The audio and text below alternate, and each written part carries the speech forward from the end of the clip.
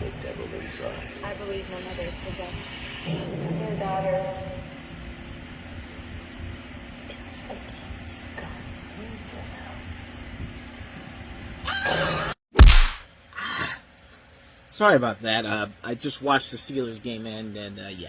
Of course, I felt so angry that I needed to punch something. But then again, that trailer didn't do any favors either. Okay, I'm lying to you. It's been a couple of hours since that Steelers game, and yeah. If you know what I'm talking about, Steelers embarrassing losing to the Seahawks. Yeah, you'd be mad too if you were a Steelers fan that you want to punch your phone right now. But no, that is not why I punched my phone. I punched my phone because of that obnoxious bitch in this fucking movie. But anyway, on that positive note, welcome to Time About the Movies. Today we are taking a look at the films of January 6, 2012. Only one film, but it's also our 2011 leftover show. We start off a brand new year of movies, and hopefully it'll be a much better start than 2011 was. So let's just go ahead and get into this first big new release of 2012, and that is, of course, The Devil Inside. This was, of course, the big surprise success that came out of nowhere. It only cost $1 million to make. It was a massive hit at the box office, and really wasn't that much of a shocker because the movie only cost $1 million to make, and ever since then, it's been panned by everybody alike. So it had one great weekend, and then as soon as everyone went to go see it, everybody completely forgot about it, and it's kind of hard not to see why. It follows a woman becoming involved in a series of exorcisms during her quest to determine what happened to her mother, a woman who murdered 3 people as a result of being possessed by a demon. And although marketed as being based on true events, the story is entirely fictional, just like this whole marketing campaign was entirely fictional. You're going to tell me that any church in Los Angeles, but you're going to tell me a church is going to allow all these people to come into their church to watch a movie that condemns the church for these exorcisms and all that. Like, does that sound like something that any church out there, I don't care if it's in Los Angeles, any church out there, do you really think somebody would go to that trouble and do that? Like, Paramount must have delivered a dump trunk full of money to that church to allow that to happen. Because I'm sorry, you can't convince me that any of this is real. Not the movie itself. And even if it was real, this is one of the worst movies I've ever seen in my life. This is one of the worst horror films you'll ever see in your life, because this movie doesn't answer any of the questions it's trying to give you answers to. Like, it doesn't answer any of those questions. You want to know how you figure out all these answers? Well, you go straight to the website that's available for it. I'm not even joking. The movie literally ends with a quote that says, "Go to this website to find out more information." Oh, and by the way, that website no longer exists anymore. That website was gone after a year after this movie came out. They didn't even wait a full year to keep that on there. This website is on every other version of this movie, whether it's on Blu-ray, DVD, television, streaming.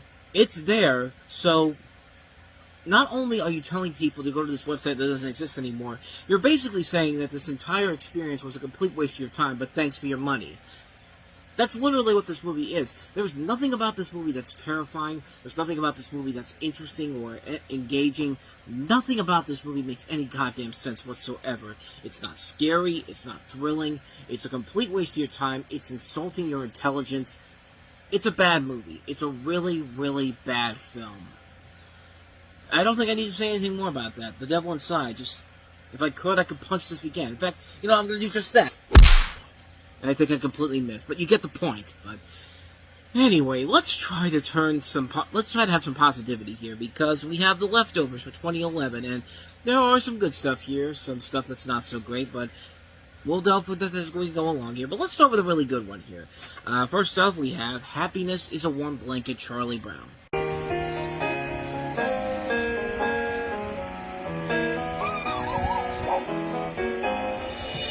The wait is over. The world's most beloved comic strip comes to life.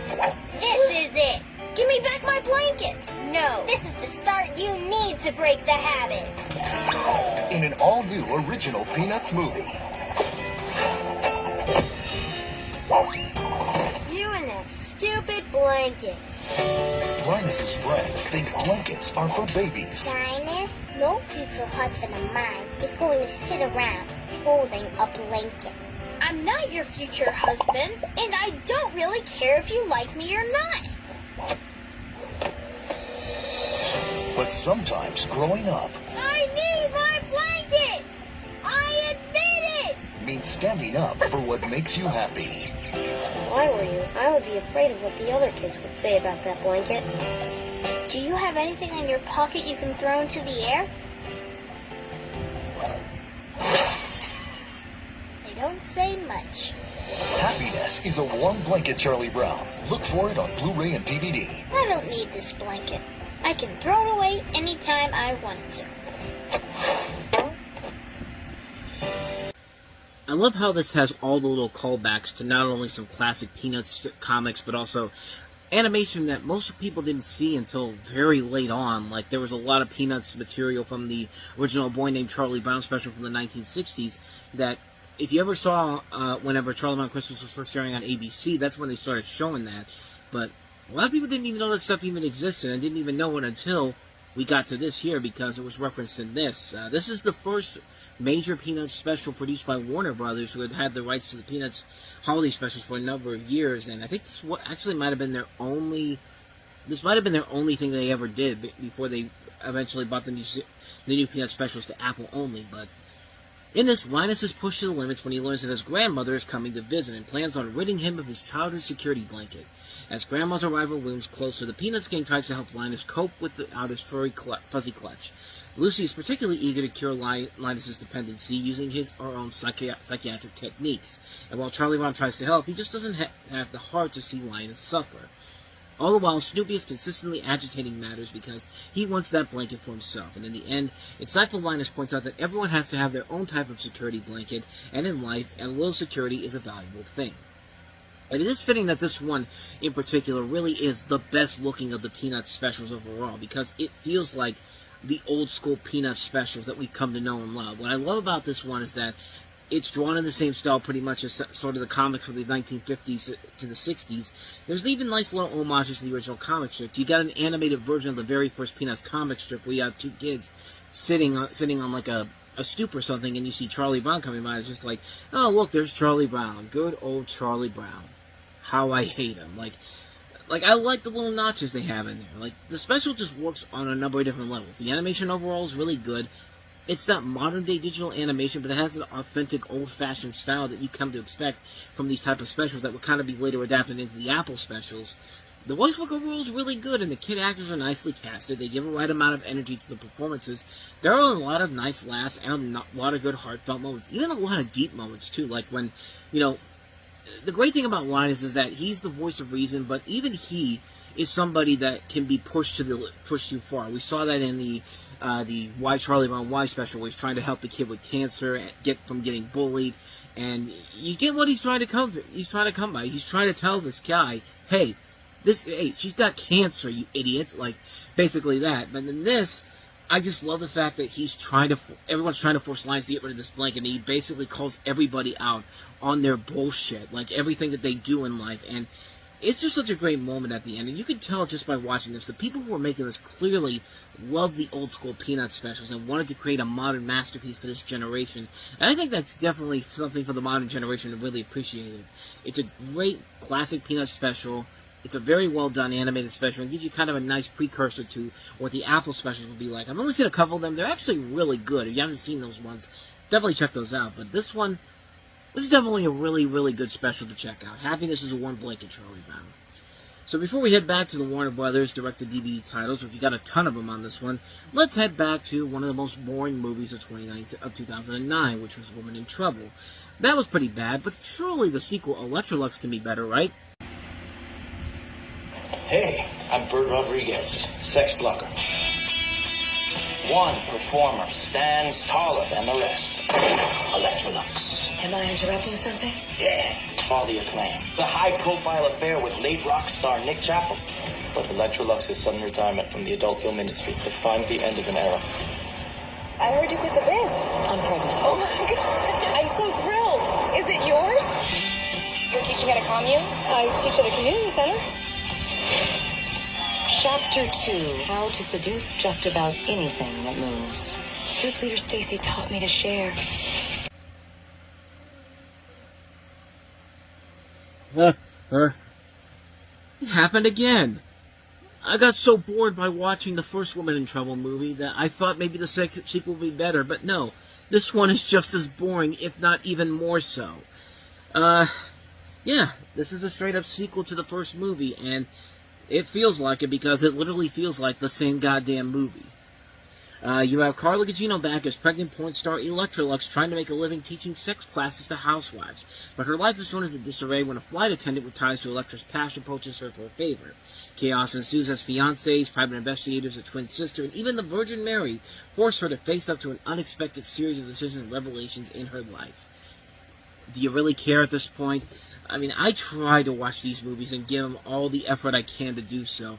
I like the people involved here. They brought Joseph Gordon-Levitt in here. The guy hardly ever makes a bad film. And quite frankly, this really isn't his fault in general, but just the movie itself is just a bad movie. It's just nothing intriguing about it whatsoever. It's a boring movie. There's way too much blabbing on about stuff that you don't care about.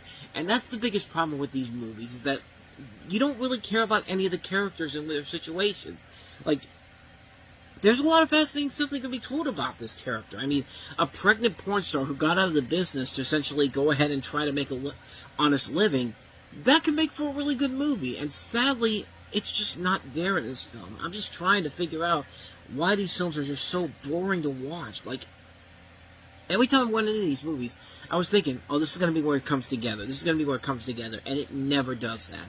It really does feel like they're just completely wasting your time, your effort, and just giving you a film that leaves absolutely nothing to the table whatsoever. And just, I mean, it's just a boring movie, man. It's a really lazy film. It's not great. It's not funny. It's a waste of all these true talents in here.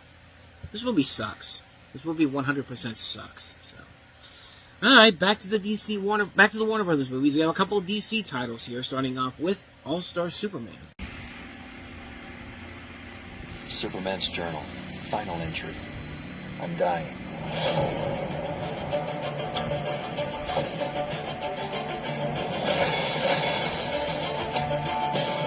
My turn. My cells are breaking down. I'm running out of time. Welcome to the new world. Lay down your weapons and you won't be hurt.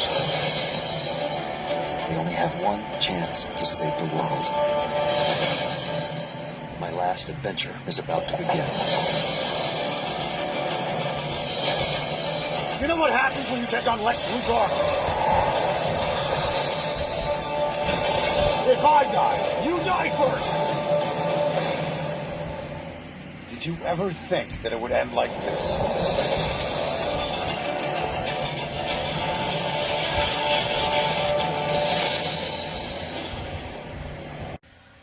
This is, of course, based off of Grant Morrison and Frank Quitely's book of series of the same name, and it follows a Superman who's poisoned by solar radiation while saving the crew of the first man mission to the sun, and now he's dying and decides to fulfill his lifelong dreams while still saving the Earth from various threats. But when Lex Luthor reveals his latest plot to control the world, Superman must use his remaining strength to stop him. And, you know, this one, I think, based off of, this is one of the most popular Superman stories of all time, and this did everything wrong that Superman, Batman, Apocalypse did.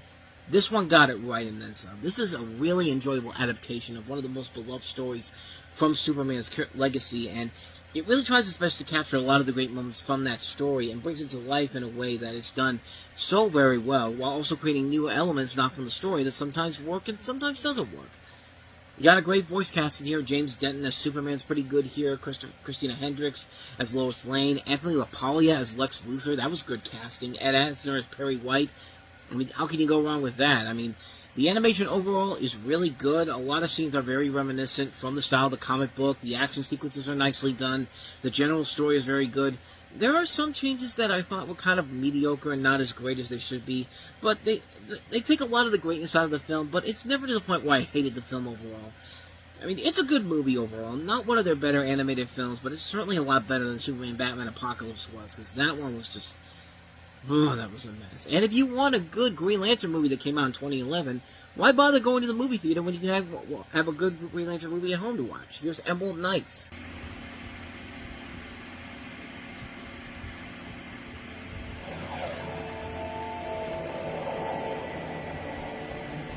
Stand tall, warriors, and charge your wings immediately. There's no mistake. This is just the beginning.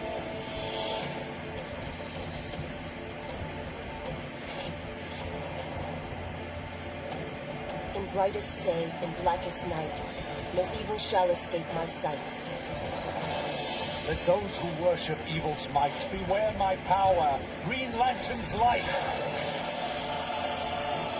When you shape the light of your ring, you walk in the footsteps of the first Lantern.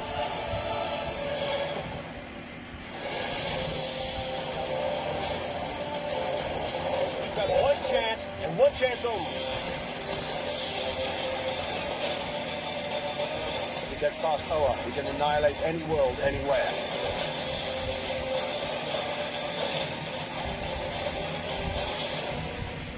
I am a Green Lantern.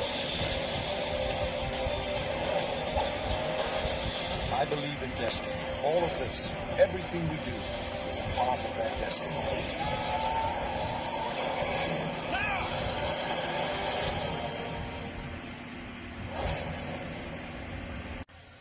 So yeah, kind of like what Batman did with The Dark Knight, with Batman Gotham Knight, they decided to do that for Green Lantern, and unlike The Dark Knight, which was the much better movie than Gotham Knight, even though Gotham Knight was pretty good, this one is the far superior film than Green Lantern. I don't think it's really that hard to see why.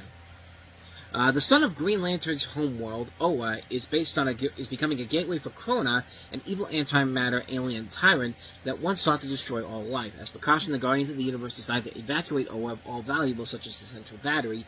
And while in line to change the rings before the battery is taken away, Green Lantern Corps rookie Rysher converses with Hal Jordan and expresses her self-doubts as the new Green Lantern. And in response, Hal tells her these different stories. One of them is the first Green Lantern. Another one is about Kilowog. Another one is about Layla. Mogo doesn't socialize. Abin Sur. I mean, you have all these different anthology storylines here, and they all work pretty well. You got Nathan Fillion playing Hal Jordan here, who's really good. Elizabeth Moss is playing Arisa Robb. Jason Isaacs as Sinestro. Kelly Hugh. Roddy Piper. Honor Vosloo. I mean, they mainly stick with one animation style overall and an overall story that links together pretty well. And also, unlike Gotham Knight, this is not as... I don't want to say this is as great as or unique as any of those other movies, as Gotham Knight was, but it certainly is a lot better to watch than the Green Lantern movie was. It's just like... I mean, the live-action movie was just such an abysmal mess of a film, but this feels like an actual movie. I think the overall problem with the film is that the plot really doesn't is nothing really that spectacular. It would have been more interesting and entertaining to see something in the same vein as the Gotham Knight movie. Like, you would see all these different stories from different companies and different perspectives overall. But here, it's just basically just one single animation style overall. And I'll say this, First Flight I think is a much better movie, but this definitely is the much better Green Lantern movie released in 2011. And really, it's not hard to see why at all. So take that for what you will. So, speaking of Batman, he's got another movie out this year. Let's talk about Batman Year One.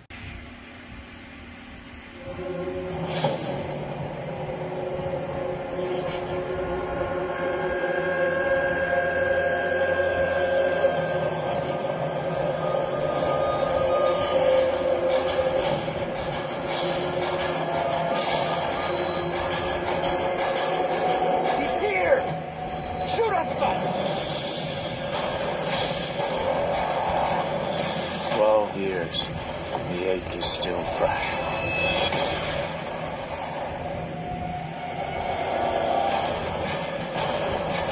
Like a raw, angry nerve. This isn't about healing. I'm not looking for closure.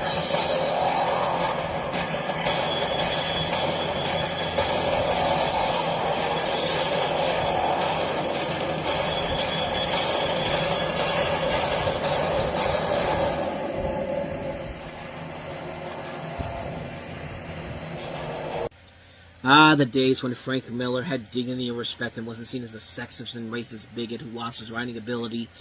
Well, technically, but considering the events of this week, if he was to start writing again, he'd probably be seen as a national icon right now.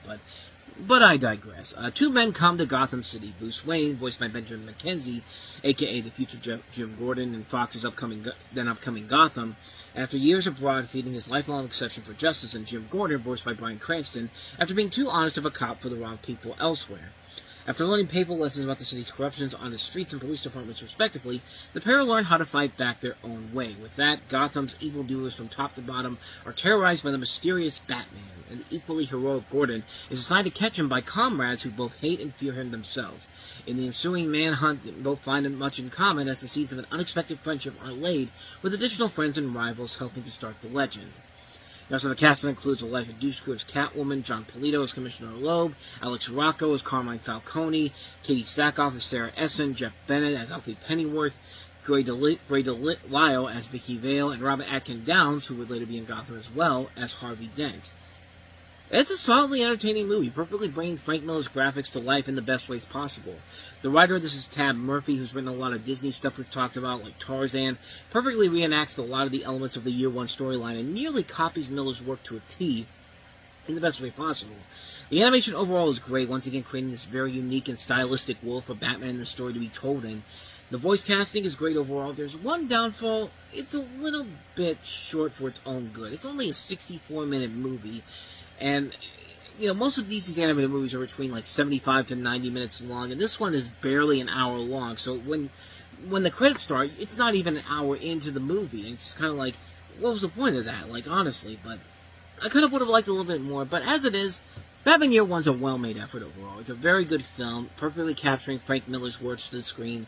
Some great animation, great action sequences, good story overall, good voice cast.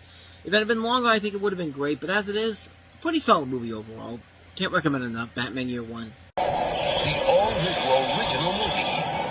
Tom and Jerry get swept up in The Wizard of Oz. The most beloved film of all time has an all-new twist. Follow the yellow brick road. Full of adventure. Mouse, I'll get you, Tom and Jerry. And a little dog, too. Magic. And wicked witches. We're off to see the wizard, the wonderful Wizard of Oz. Tom and Jerry follow the yellow brick road to help Dorothy and her friends. I'm hoping the wizard will give me some brains. I want a heart. I need some courage. Seize them! As they search for the wizard. I am Oz, the great and powerful. Tom and Jerry are not in Kansas anymore. Don't miss Tom and Jerry and the Wizard of Oz. Available on Blu-ray and DVD. That's our next movie I forgot to tell you about before we started the trailer. Tom and Jerry and the Wizard of Oz. One of the many, many Tom and Jerry direct-to-video movies that have been done since 2001. And there was a lot of them I could have covered, but I wanted to get to this one in particular because, I mean, the title says it all, man. Tom and Jerry in the world of the Wizard of Oz. And again, that's the plot of the movie. Tom and Jerry are in the world of the Wizard of Oz when Dorothy is there, and you see all the characters from the Wizard of Oz. And some might say that this is one of those sequels that feels very these movies that feels really unnecessary and feels like another slap in the face to Tom and Jerry in general. But to be fair, this one might actually be one of the better ones, and it works because Tom and Jerry are acting like Tom and Jerry should. They're friends in this, but they also want to kill each other. And there's many moments of great slapstick in here that get intertwined with the events of The Wizard of Oz. And it's all done very well. It's very funny stuff overall. And it delivers everything you can ask for and then some. It's a really funny and enjoyable element to it. And it just makes for a lot of really good fun animation overall. The animation overall, very fluent. Like, this is Spike Grant and Tony Cervone, who are kind of like Warner Brothers animation gods at this point because they had done so many animated properties for Warner Brothers at that time and done them very well. I mean, these were the guys that were behind the Looney Tunes show, wrote for a lot of that. They did stuff for Scooby-Doo Mystery Incorporated, the best Scooby-Doo show in my opinion. Of course, they did a lot of great animated stuff. I mean, these guys know what they're doing, and they know what they're doing here. I mean, they're getting a lot more. They have more creative control on this one in particular to do whatever they want to do with it, so they can do The Wizard of Oz and have Tom and Jerry be Tom and Jerry at the same time. And it's got a great voice cast overall, spectacular animation.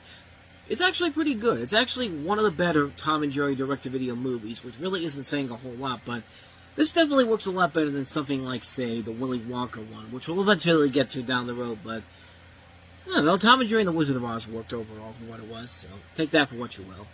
So I got one more direct-to-video movie here, and then one more movie that was released in theaters. So let's go to the next film we have here, and that is Beethoven's Christmas Adventure.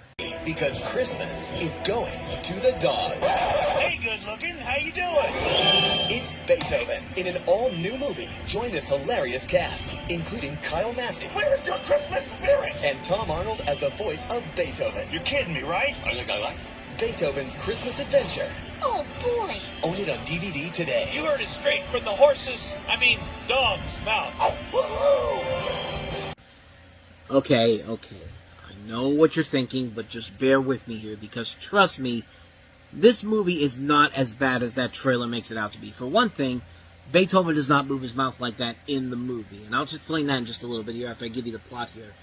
But this is, I believe, this might be the 7th or 8th Beethoven movie. I can't remember for certain, but there was a lot of them. I mean, I think it is the last one that did come out, if I'm not mistaken. Let me just double check here just to make sure.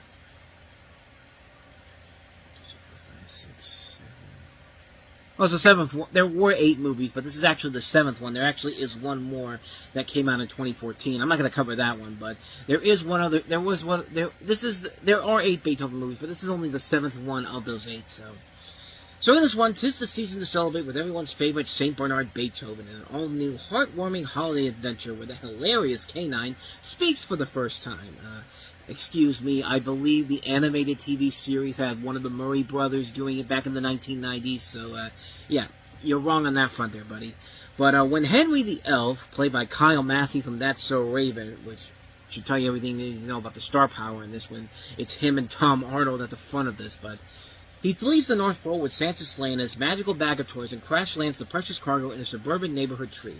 But when the bag ends up in the wrong hands, it's up to heroic Beethoven and his teenage pal Mason, played by Monroe Chambers, to rescue Henry and fetch Santa's toys and save Christmas for children everywhere. And like I said, Tom Arnold does the voice of Beethoven here, but I'll give the movie credit. The dog's mouth isn't moving with bad CG like movies like this would, and, you know, I'll give it that. I'll give it that credit overall, and trust me when I tell you, when it does move in here, it certainly is a lot better than other bad attempts to make dogs talk. Remember the days of Puchinsky? To convince you. Everybody loves somebody sometime.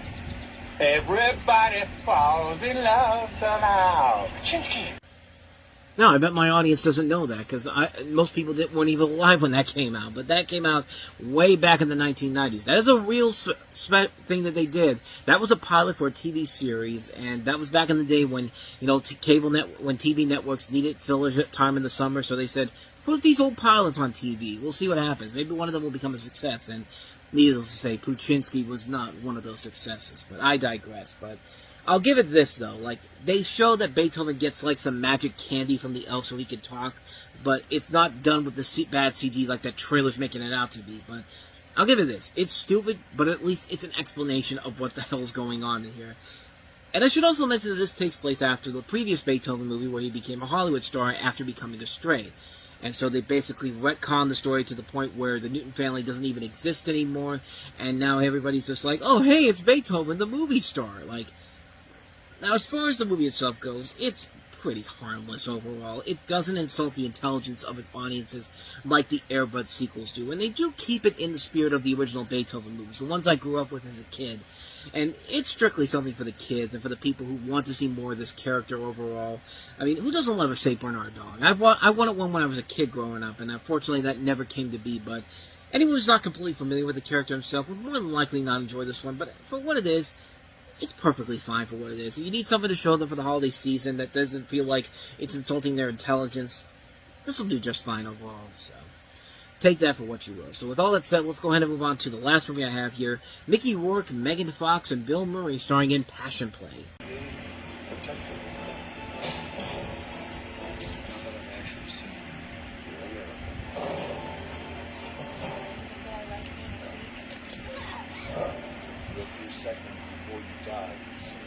should be great clarity. Statue of King.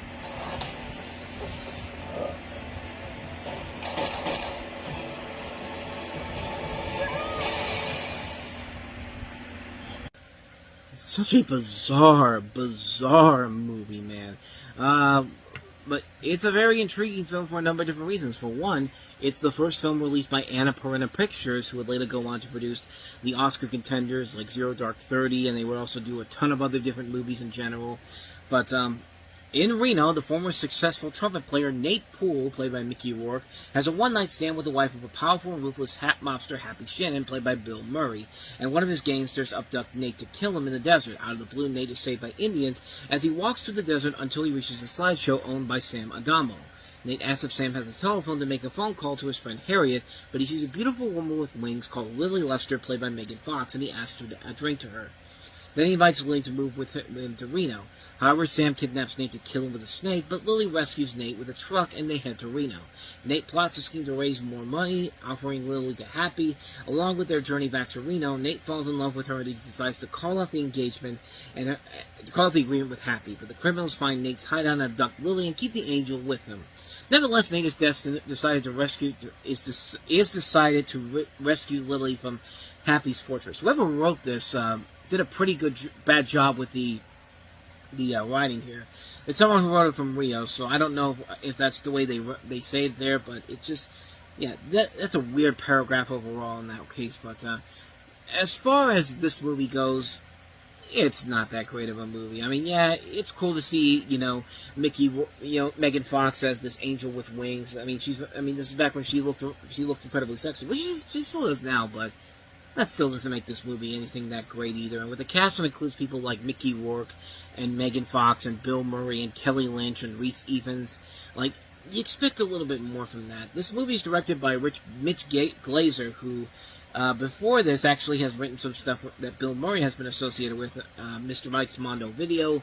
He was one of the writers for Scrooge. He did stuff like The Recruit, Rock the Casbah, Great Expectations, the Gwyneth Paltrow film. This is the first movie he's ever directed, and it's just a movie where it really does not deliver what you think it's going to give you. You think you're going to go in there and get this weird, bizarre, in-your-face, over-the-top movie, but it's just not there with this film. It just feels like a film that is really just kind of all over the place, too freaky for its own good. This is the type of movie that you find in a Walmart $5 bin a year after the movie comes out. Nobody really gives you any. Nobody really looks at it and thinks to themselves, "Oh, this could be a really good movie." They look at it and see "Oh, Megan Fox is in it. Maybe she gets naked in here." Which, not so much.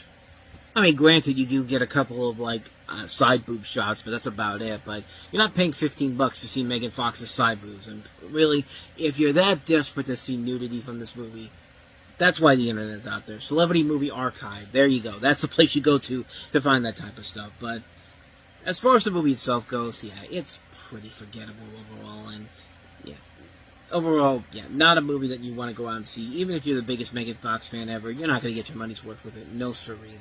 Convicted of smuggling, grand theft, or espionage? Together. On January 13th, tomorrow night, I'm at the Paramount. Start the year off with an exclusive thriller. Not bad, huh? Contraband delivers. Open the container! Mark Wahlberg is at his best. I'm coming for you. Pull the trigger! You think you're the only guy with a gun? Contraband, rated R. Well, Sean Edwards liked the movie. You know what that means. It's going to be bad. Welcome to Time About the Movies. Today we are taking a look at the 3 films that make up January 13th, 2012. And we have 2 new releases and 1 classic. So let's go ahead and start the sandwich off with the newest release, the first movie we have here, and that is Contraband, which stars Mark Wahlberg as a former smuggler who is coerced to smuggle illicit goods from Panama into the United States because of Kate Beckinsale, his wife's brother, played by Giovanni Ribisi. You also have Ben Foster, Caleb Landry-Jones, Lucas Haas, Diego Luna, and J.K. Simmons among the cast in here.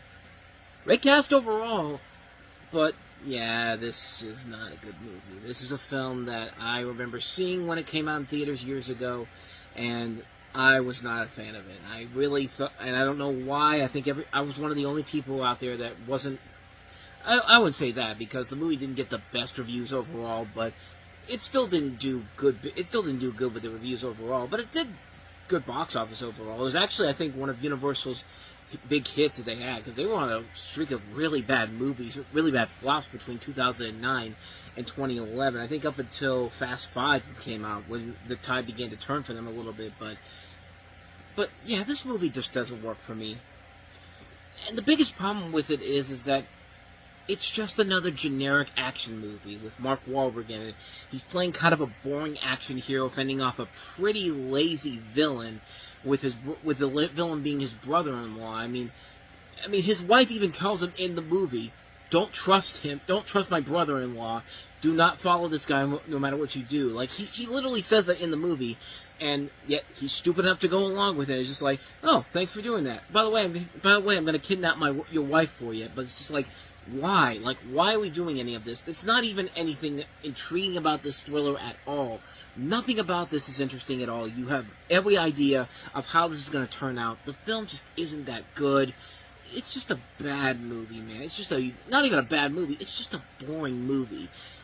And this director is basically taken over as the new Tarsem, Baltasar Kormaku, who, yeah, kind of like with Tarsem, makes these really lackluster movies, but at least to his credit, he actually has more better movies than Tarsem did. I mean, yeah, it's going to be rough for these first couple of movies that we're going to take a look at from him, with this and Two Guns, but he does turn the tide around a little bit with Everest, and then later on with Beast, so he's not a complete waste like Tarsem is, but yeah, he and this director are very, very similar in the way that they create these movies that should be good, but they just really aren't. And Mark Wahlberg, God bless him, he's trying his best to hold it together. He can't hold this sucker together. This thing is pretty lousy all the way through.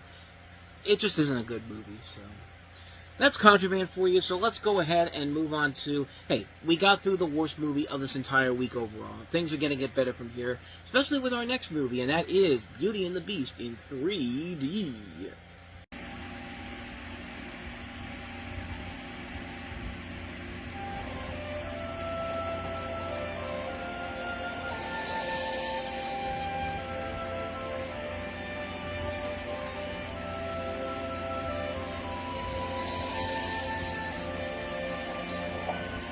Hello? Is anyone here?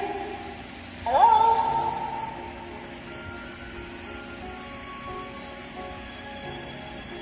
Taylor's oldest time. In theaters everywhere, Disney invites you to experience the story Beauty and the Beast. that's even more magical in 3D. What is dinner without a little music? This January, in a special limited engagement, the Disney Classic returns to the big screen and becomes a 3D event. This is her lucky day. It's wonderful. Disney's Beauty and the Beast 3D. You guys gotta see this. And see the all-new Disney short, Tangled Ever After, only in theaters with Beauty and the Beast.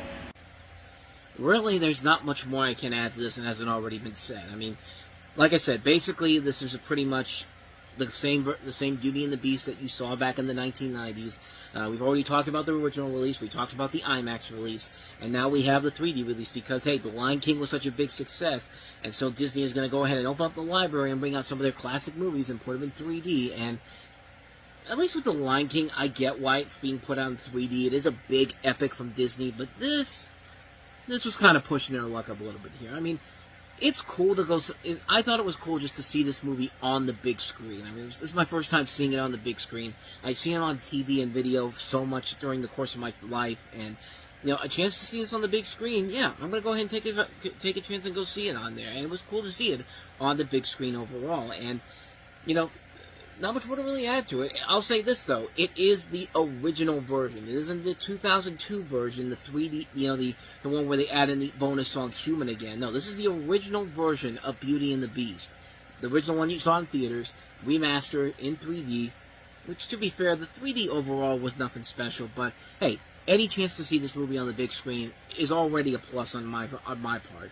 But I guess I should talk about the short they're talking about, Tangled Ever After, which is kind of the sequel essentially to Tangled, where it essentially is following Pascal and Maximus, the two comic relief characters from Tangled, as they're at the wedding for Rapunzel and Eugene, once again played by Mandy Moore and Zachary Levi, but they lose the wedding rings, and so they go all over the town to find them, and of course, hijinks and hilarity ensue, and truth be told, it's good enough for what it is. Like, it is a movie where it's a short where you have the two comic reliefs being what they are. Comic reliefs making you laugh and putting themselves in these really funny situations. And it's really, really hilarious and well done. Like, there's a great bit where, you know, they realize the rings aren't there, and the entire kingdom just loses its mind, and just, you know, there's explosions all over the place, and it's revealed to be Maximus's daydream, and it's just really, really funny stuff, man. And it's very well done. For a 6-minute short, it delivers what it promises and then some. It is a movie where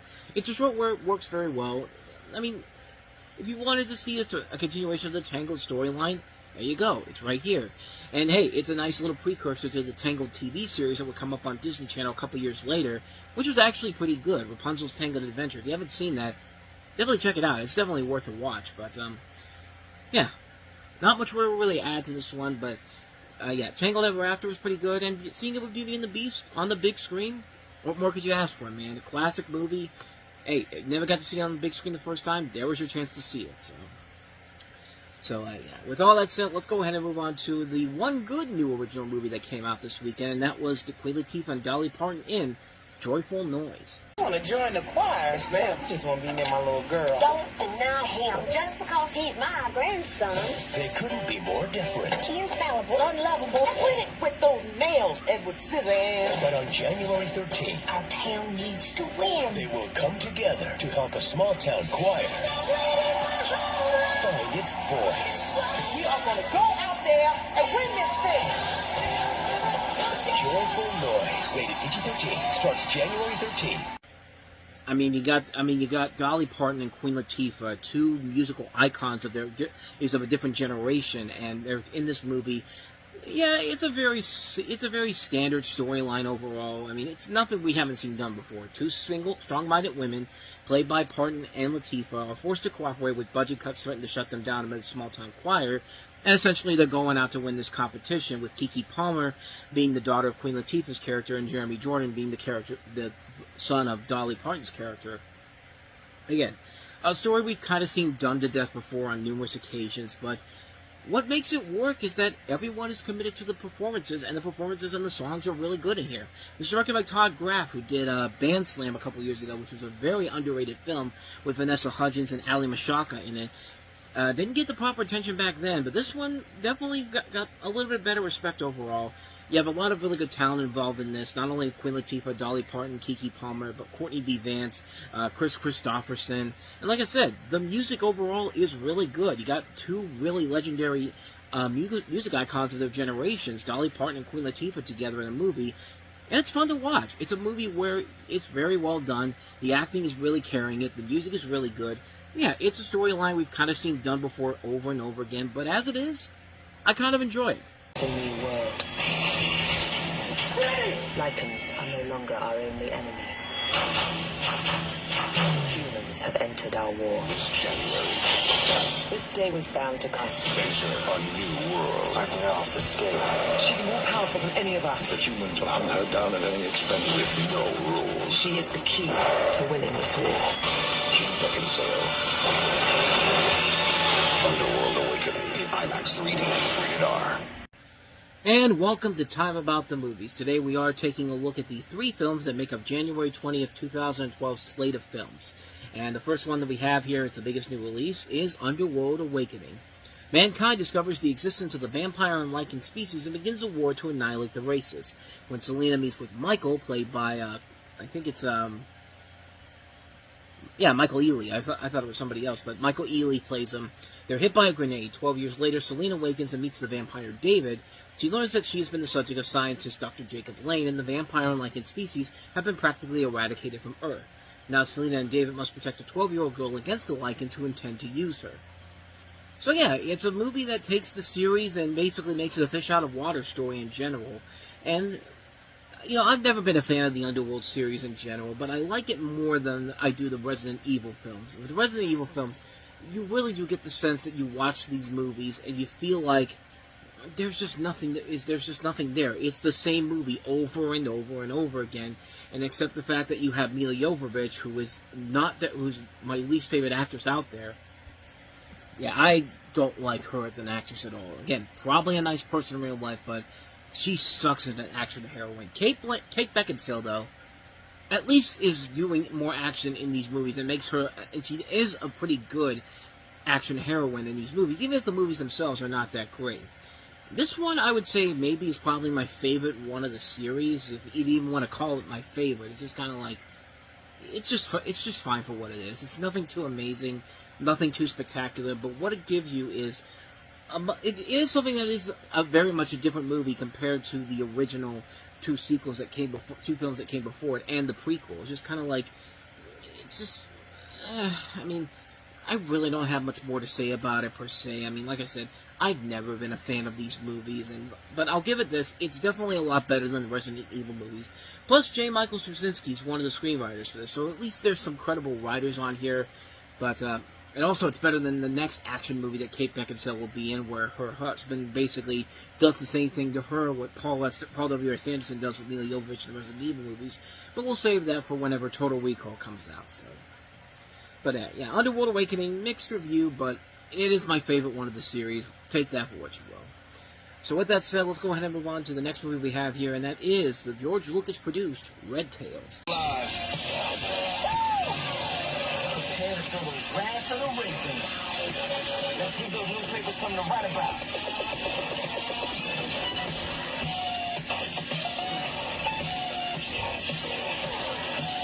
They're flying on the kill. All make me an ace.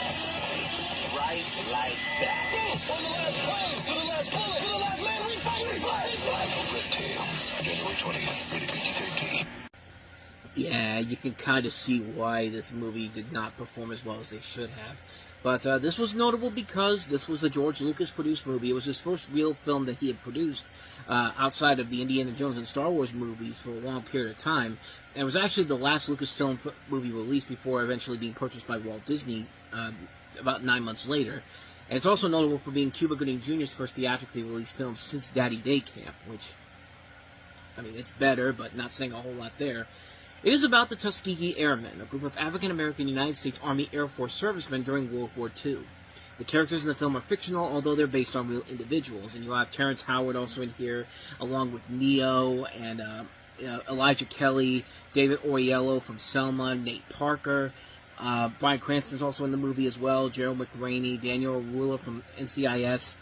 So there is some notable names in here, and it's interesting because this is written by John Ridley, who would later go win an Oscar for 12 Years a Slave, and Aaron Magruder, the creator of The Boondocks, wrote this movie too, which is funny because there was actually a scene in The Boondocks in one of the episodes where they did show off, you know, I think it was the Tuskegee Airmen, but there was a scene where you see somebody in a plane in World War II, so I'm guessing that was it. I haven't seen that. I haven't watched the Boondocks in a while, so I would have to double check just to make sure. But it's notable for being the first Lucasfilm production since Radioland Murders that's not associated with that's not associated with Indiana Jones or Star Wars. And it's funny because Terrence Howard previously played a Tuskegee pilot in Heart's War, the Nicolas Cage movie, and also Cuba Gooding Jr. starred originally in the original Tuskegee Airmen movie for HBO about the same group of pilots. And that film in particular, I think, is the much better movie. This one, I think, tries way too hard to be the next kind of like Indiana Jones type adventure. This should not be something that should be an Indiana Jones type of movie. George Lucas looked at this and said, we need to make something like another Star Wars-esque film. I tried with Willow years ago, and that didn't work out very well. And you could tell from the lackluster characters, a ton of cliches you've seen in a lot of those Indiana Jones Star Wars movies, really bad dialogue. I mean, dialogue that is so much... Like, it's amazing that Disney didn't hand in this, because this sounds like Disney caliber writing at times for these characters. And you got a great cast involved in here, a good idea for the big screen, but and people that can make it work, but the script overall just feels like it was lacking. Like, this does not feel like the best efforts from Ridley and Magruder on this one, are on this one. It's directed by somebody who's worked in television for a number of years. This is the guy that worked on shows like Tremaine, NYPD Blue, Anthony Hemingway. This is his only movie he's ever done as a director, and it's a shame that it's this film in particular, because you feel like there's so much more that can be done about the story of these people. There's so much there that can be done with this tale in general, but it really does feel empty when you come out of it. Like, you feel nothing from this. And like I said, you'd be better off watching the HBO movie of the same name, of the name of the Tuskegee Airmen, because that is the much better movie. This, not so much. Even with the impressive cast it has on board here, it just doesn't work. So, unfortunately, it's a hard skip for me on Red Tails as well. So, can we finally find a good movie to wrap this weekend up? And we do have that, at least, with the last one we have here. Steven Soderbergh's latest film, Haywire. When somebody as good it comes to my attention. From Steven Soderbergh, the director of Traffic, Ocean's 11, and Contagion. I have an assignment. Starting when? The CIA trained her. So why did they betray her? All right, we'll do it your way. The story will be that she's gone rogue. Should I be nervous? I'll let you know. Haywire. Rated R, January 20th. Needless to say, this is definitely a much better Steven Soderbergh movie than Contagion was. At least in this person's opinion. But beautiful freelance covert operative Mallory Kane, played by Gina Carano, who back then was an MMA fighter, is hired out by her handler to various global entities to perform jobs which governments can't authorize and heads of state would rather not know about. After a mission to rescue a hostage in Barcelona, Mallory is quickly dispatched on another mission to Dublin. When the operation goes awry and Mallory finds she's been double-crossed, she needs to use all of her skills, tricks, and abilities to escape an international manhunt, make it back to the United States, protect her family, and exact revenge on those that betrayed her. You have a great supporting cast that also includes Michael Douglas, Antonio Banderas, which, by the way, good job of spoiling the ending in that clip with Antonio Banderas in the trailers. No, seriously. That's literally how the movie ends. She shows up at his apartment, and you think it looks like he's going to get killed, and then the movie ends. So, spoiler alert, sorry. Ewan McGregor, Michael Fassbender, Channing Tatum. Channing Tatum's going to have a really good year in 2012 with a couple of big movies. And Bill Paxton. And I really enjoyed the hell out of this movie. It's a really solid action film with a lot of great action sequences that don't have to rely on the big explosions or overhyped special effects to be entertaining. This feels like an action film straight out of the 60s or 70s, made for modern times. I mean, you don't get music during the action sequences, which I think is very interesting and unique to do. It makes the action feel more realistic than it should. And Gina Carano does a pretty good job in her acting debut. However, her voice was altered for this film, so I can't really say that much about her acting in the movie. But even if the voice was altered, which it was, yeah, but she's fine in this. Her fighting style does work very well here, and of course before that she was known for not only being an MMA fighter, but also being Crush in the remake of American Gladiators, which, of course, we don't know her for that now. We know that her career has taken a radically different turn after this, but the rest of the cast overall is really good, especially with Ewan McGregor. I think delivering a pretty good rare bad guy role for him. It's probably the first one he's ever done, if I'm not mistaken. And, you know, like I said, but there is one thing that I will say that's kind of bad about him in this, is that it's Channing Tatum. And you know, Channing Tatum has gone on to prove how good of an actor he really is, but back then it was hard for me to buy him as a badass. I mean, G.I. Joe, that was fine because the film was having fun with itself, but this is supposed to be a more serious film, and you know, this movie in particular really didn't do it for him. I'm not saying he's a bad actor, bad action actor, but back then it was really hard to buy him as this, you know, badass at first. But then again, a couple months later, 21 Jump Street comes out, and then following that, Magic Mike comes out. So my thoughts on him quickly changed as the year went on, but needless to say. But it really was an early candidate for one of the year's best movies. I think it's a smartly written, smartly paced movie, and it did a better job than movies that have come up before this, like Salt and Hannah did. And, you know, Steven Soderbergh, this is definitely his strongest movie he did since The Informant. I mean, this is a really good movie. It shows what his capabilities of as a director, doing multiple movies a year. And he knocks it out of the park with this. It's a really good movie. It's a very underrated film. I mean, even though you may have your feelings about Gina Carano nowadays, this is definitely worth checking out to see what she can do early on in her career. I think it's well worth a watch, well worth checking out. Haywire, seek it out.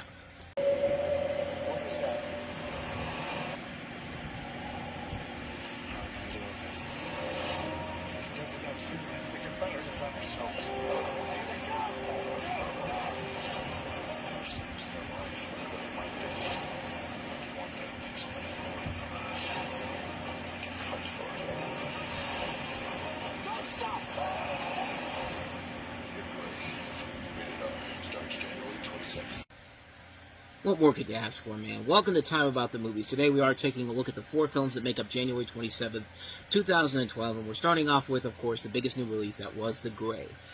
Based off the short story called Ghostwalker, which was written by Ian Mackenzie Jeffries, who actually co-wrote the script with the director Joe Carnahan, who gave us Smoking Aces about 4 years ago.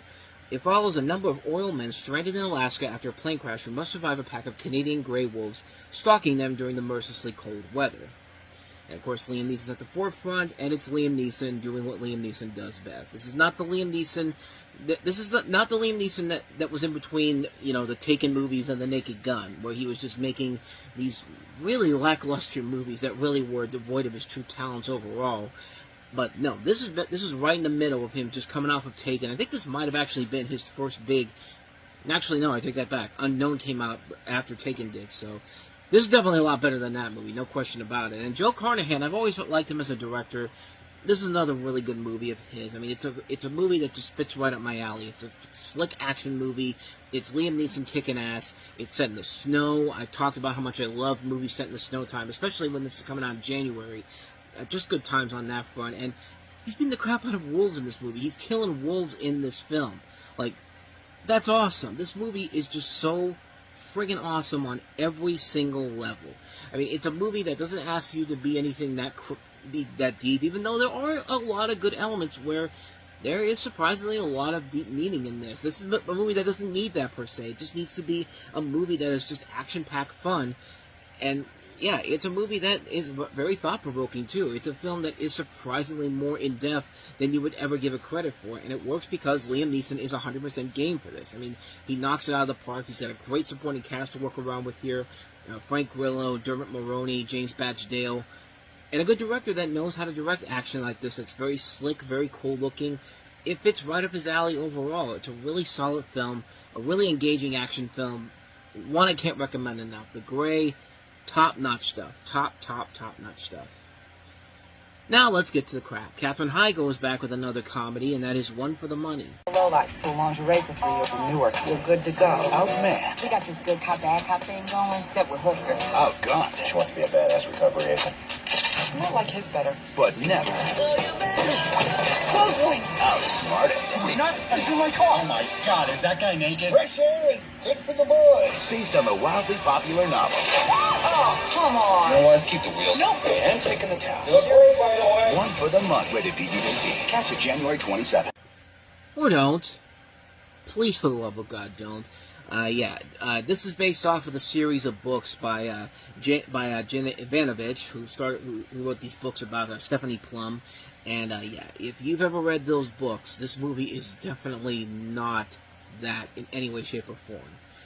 This story revolves around Heigl as Stephanie Plum, who's a broken, unemployed woman who becomes a bail enforcement agent going after a former high school crush who both skipped out on payments and is a murder suspect.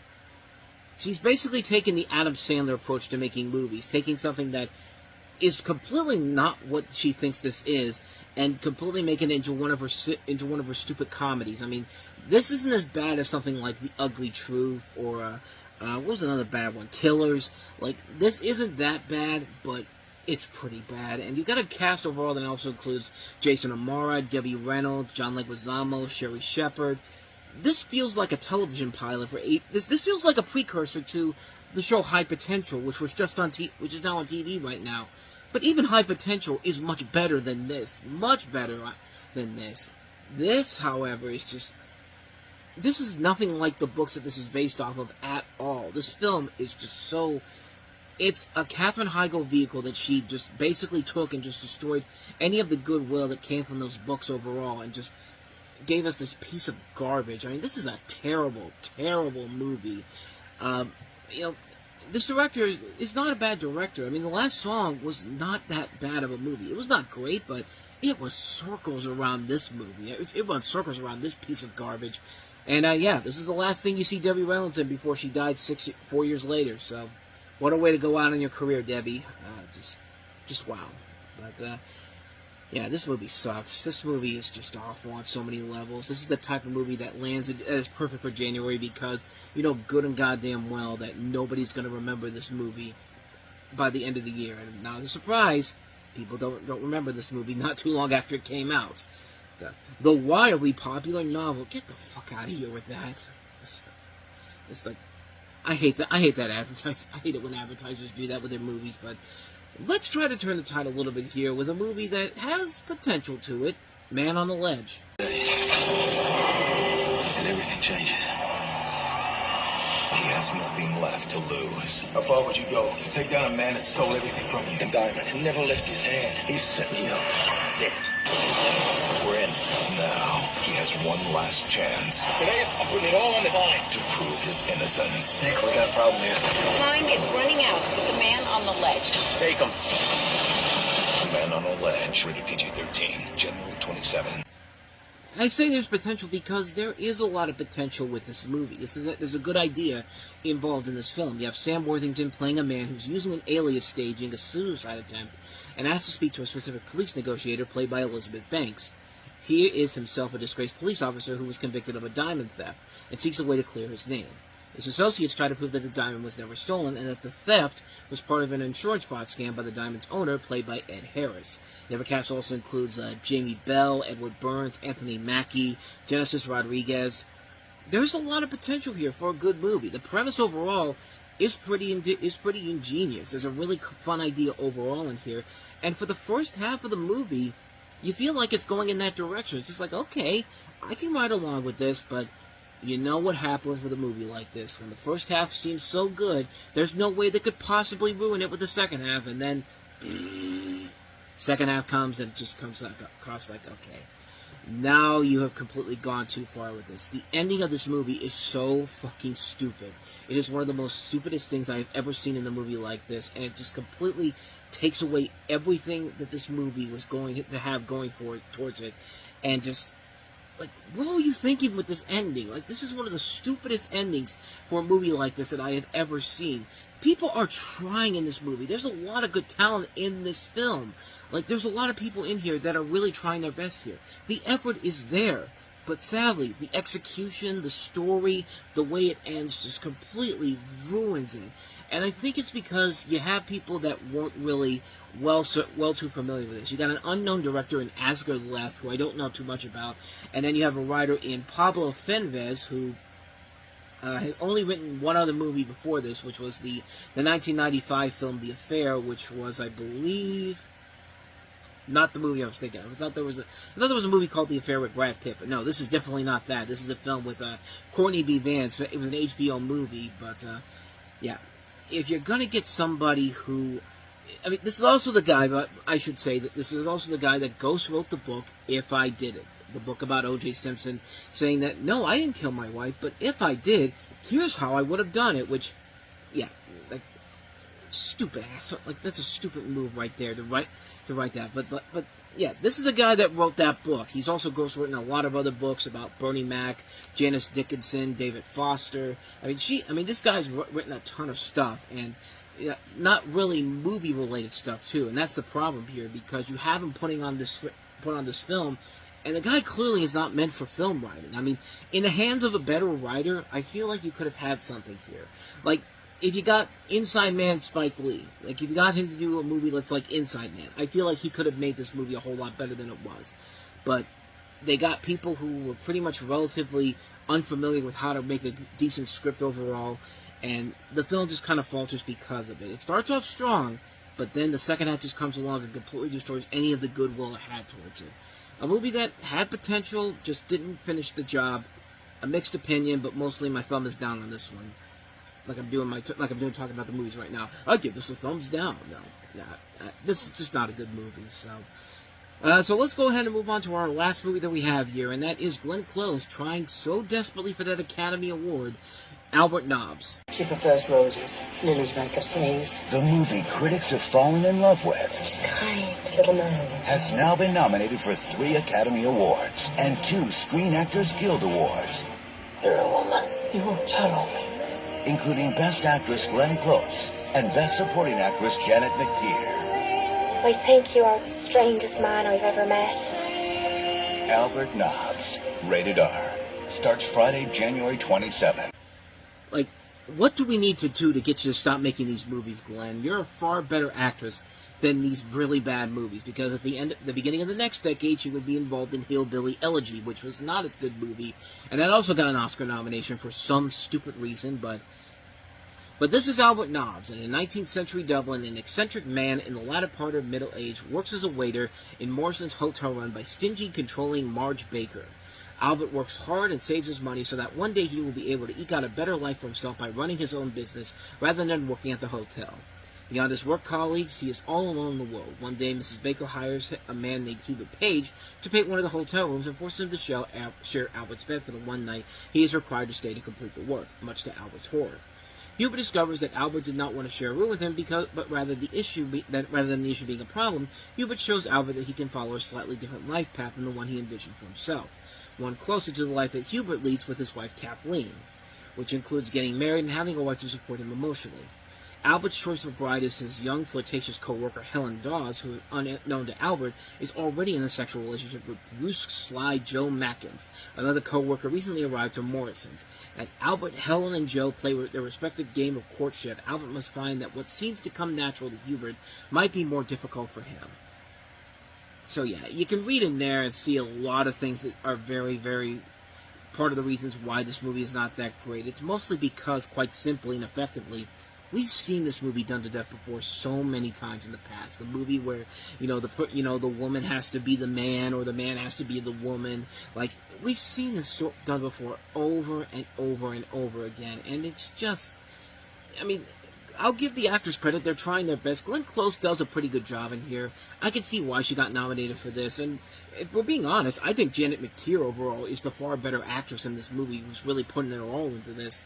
And like, I'm glad that she got a nomination. She got a nomination here. But you also have Mia Wasikowska from Alice in Wonderland, Aaron Taylor Johnson, Pauline Collins, Brenda Fricker, Jonathan Rhys-Meyers, Phoebe Waller-Bridge, Brendan Gleeson. So there is a competent cast in here.